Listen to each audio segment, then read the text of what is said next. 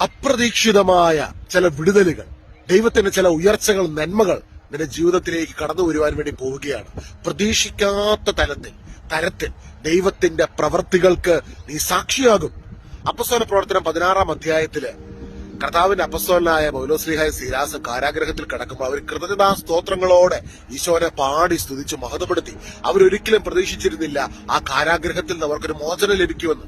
എന്നാൽ അവര് പ്രതീക്ഷിച്ചിട്ടില്ല. അപ്രതീക്ഷിതമായി ദൈവത്തിന്റെ മഹത്വം ആ കാരാഗ്രഹത്തിലേക്ക് കടന്നു വന്നു.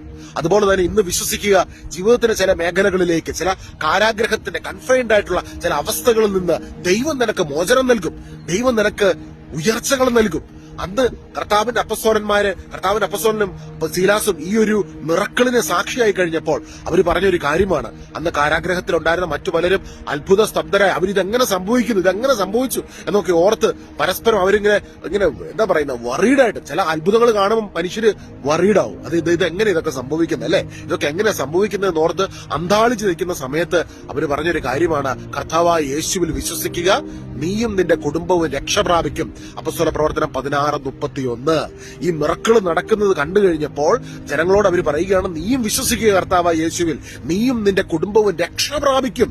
കാരണം ഈ യേശു നിനക്ക് വേണ്ടിയും നിന്റെ കുടുംബത്തിന് വേണ്ടിയും നമ്മൾ ഓരോരുത്തർക്ക് വേണ്ടിയും എനിക്ക് വേണ്ടിയും എന്റെ കുടുംബത്തിന് വേണ്ടിയും ലോകത്തിലുള്ള സകല മനുഷ്യർക്കും വേണ്ടിയും അവിടുന്ന് കുരിശിൽ ബലിയായി തീർന്നു. അവിടുന്ന് സകലത പൂർത്തീകരിച്ചു. നീ വിശ്വസിക്കുക.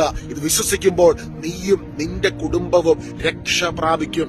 ഇന്ന് നമ്മളും നമ്മുടെ കുടുംബവും രക്ഷ പ്രാപിക്കുവാൻ ആ രക്ഷ നമുക്ക് നൽകിയവനായ ഈശോയിൽ വിശ്വസിക്കുക. പാപമോചനം നൽകിയവനായ ഈശോയിൽ വിശ്വസിക്കുക. ഇത് വിശ്വസിക്കുമ്പോൾ തന്നെ കർത്താവിനോട് നന്ദി നിറഞ്ഞ ഹൃദയത്തോടെ നമ്മൾ പ്രാർത്ഥിക്കാൻ തുടങ്ങുമ്പോൾ അപ്രതീക്ഷിതമായ ചില വിടുതലുകൾ, ചില അടയാളങ്ങൾ, അത്ഭുതങ്ങൾ നമ്മുടെ ജീവിതത്തിലേക്ക് കടന്നു വരും. ഇന്ന് ഈ വചനം കേട്ടുകൊണ്ടിരിക്കുമ്പോൾ തന്നെ അപ്രതീക്ഷിതമായ ദൈവത്തിന്റെ അത്ഭുതകരമായ ഇടപെടൽ നമ്മൾ ഓരോരുത്തരുടെ ജീവിതത്തിൽ സംഭവിക്കുമാറാകട്ടെ, യേശുവിൻ നാമത്തിൽ തന്നെ. ആമേൻ. God bless you. ഇന്ന് ഒരു അത്ഭുതത്തിന്റെ ദിവസമായി തീരട്ടെ. ആമേൻ.